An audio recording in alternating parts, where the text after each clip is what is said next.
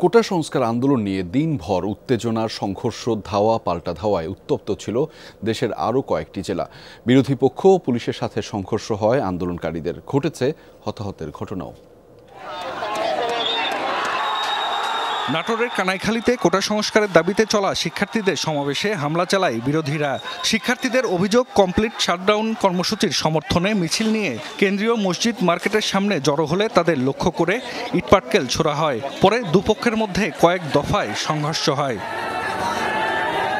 জামালপুরে কোটা সংস্কার আন্দোলনকারীদের সাথে দফায় দফায় সংঘর্ষ হয় পুলিশের। বেশ কয়েকজনকে আটক করে আইনশৃঙ্খলা বাহিনী।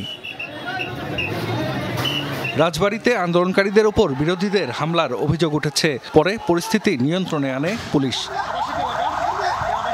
হবিগঞ্জে টাউন হলের সামনে আন্দোলনকারীদের সাথে সংঘর্ষ হয় আইনশৃঙ্খলা বাহিনীর। পরিস্থিতি নিয়ন্ত্রণে রাবার বুলেট, টিয়ার শেল ও সাউন্ড গ্রেনেড ছোড়ে পুলিশ।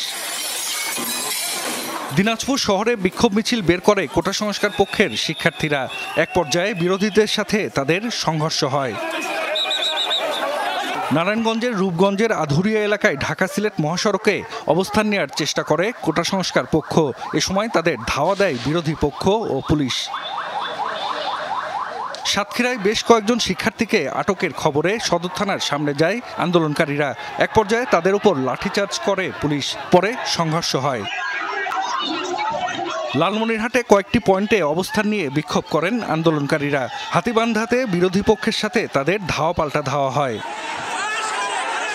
পাবনায় বাস টার্মিনাল এলাকায় কোটা সংস্কার আন্দোলনকারীদের সাথে দফায় দফায় সংঘর্ষ হয় পুলিশের। পরিস্থিতি নিয়ন্ত্রণে টিয়ার শেল ও গুলি ছোড়ে পুলিশ।